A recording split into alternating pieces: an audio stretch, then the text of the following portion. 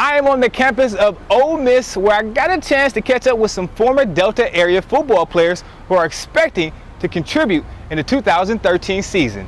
Mississippi Valley softball team has played 34 games all on the road, but this Thursday will be their season opener at home. Mississippi Valley baseball team is finishing up another home game, and yes, they have to get on the bus to make the trip back to campus as their home field is being fixed. It's the changing of the guards right here at West Bolivar High School, where beloved head coach Henry Johnson has taken his talents to Clarksdale, and defensive coordinator Jock Williams, he's the new man in charge. One of the great things in the world is to feel appreciated. So when pro athletes and professional teams show thanks to our troops, the men and women of the military couldn't be happier. Mississippi State is heading to Omaha, Nebraska to play in the College World Series baseball for the 9th time in school history. And this Bulldog team, they're not just happy to be here, they feel like they can win it all.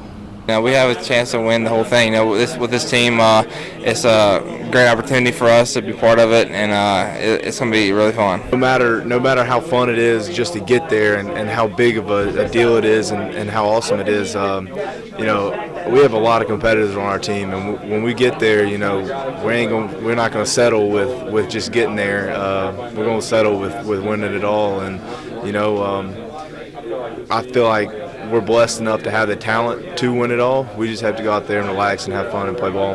And one of the common threads for all these players, making it this far is something they all dreamed about since they were little kids. Growing up as a kid, Omaha is the place to be. You wait for that time of year to watch those games on TV. So we're happy to be there, or we're going to be there, and happy to have the opportunity to play for a national championship. And Mississippi State's never had one in the school history, so it'd be awesome to bring down the first one back. Winning their first College World Series baseball championship won't be easy, but this group of Bulldogs is definitely up to the task. Reporting in Starksville for WXVT Delta Sports, Craig Harden. July 4th is a day when Americans celebrate our independence all across the United States. We gather with our family and friends, and sometimes we watch sports on TV, or we actually go out to games, and none of this would be possible without the great men and women of the U.S. military and people in the media like myself. We try to do our parts with stories like this, but our professional teams do a great job of honoring them. But in their own words, here's what Independence Day means to them. It means a lot. First and foremost, it means that we have our freedom, which is the biggest thing. There's a lot of men and women out there that do fight for that freedom, and just thinking back at all the years of which we've had to really fight for that throughout our nation's whole time here, it's something that we really should cherish on July 4th and Independence Day. To me, Independence Day is just, you go back and read history on Independence Day, it's freedom. It's the colony, the 13 original colony became free, and and then it was the start of America.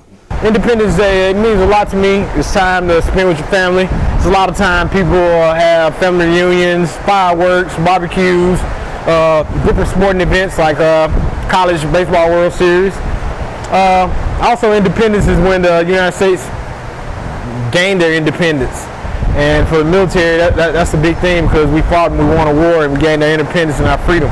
And although the players may be the stars on and off the field, and they get all of our attention, the one thing the players would like to say to the troops: thank you. Thanks for serving. Thanks for everything you guys do. It's awesome. I'd like to thank them very much for all that they do. It's something that we take for granted sometimes as a country. It's a good way to honor them for the 4th of July, but more than anything, we should honor them every day, because that's the reason why we're having our freedom here. We can walk around and do the things that we do on an everyday basis. This is WXVT Delta News at 10. And welcome back to the Sports Zone with Craig Harden. Well, Mississippi Valley State wrapped up practice yesterday with an inter-squad scrimmage. The game featured a battle of ones versus twos. And early on, the defense dominated thanks to the play of nose guard DeAndre Jackson, who comes up with a huge takedown for a negative gain. But it wouldn't be long before the offense started to click as freshman Marcus Reed drops back and finds Terrence Hudson, who makes that nice adjustment for the catch before rolling out of bounds. And JUCO transfer Patrick Ivey, who's competing for a starting role at the quarterback, had his best pass of the day off this bomb to Kenneth Derby, who takes it to the house. Overall, Coach Carl Morgan likes the progress of his team. I think we started slow offensively, got a little momentum later on, so that was good also. Good competition. and now is the time to start getting ready for the opener. This is kind of the midway point of camp, so we're going to look at the film and decide who needs to get the lion's share of the reps and go from there. And the Delta Devils season openers in 2 weeks when they play FAMU in the SWAC MEAC Classic from Orlando, Florida. Well, we go to Major League Baseball, and the St. Louis Cardinals were back in action today against the struggling Chicago Cubs. Top of the second, Matt Carpenter will come up with big with 2 outs when he gets this 2-run single, making it 3 zip cards. Now we go to the bottom of the 4th, and Adam Wainwright strikes out Nate Scherholtz, his 5th punch out of the night. And then in the 7th, my main man, John Jay, goes long with a 3-run home run, and the Redbirds get the win 6-1 and take the series. XVT Delta Sports. And welcome back to your late night Delta Sports. I am Craig Harden. Well, less than a week before the high school football season kicks off, we are still counting down the WXVT top 15 football teams, and now we're about to give you team number 6. No program on the countdown have to replace more than the team coming in at number 6, the Rosedale Eagles. After losing their head coach to Clarksdale, Henry Johnson, the Eagles also have to replace the best running back maybe in school history, Kalo Moore. A guy like Kalo, you can't replace him either.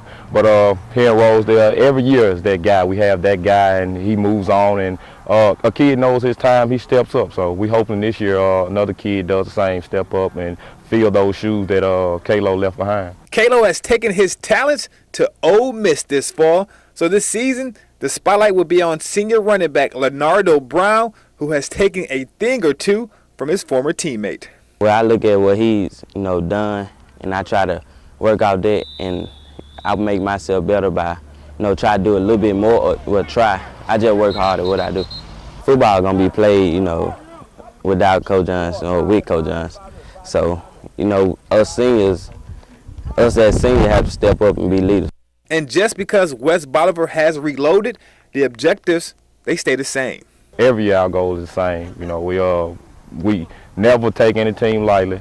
We're going to go one game at a time, hopefully win our district and advance to the playoffs and try to run for another state championship.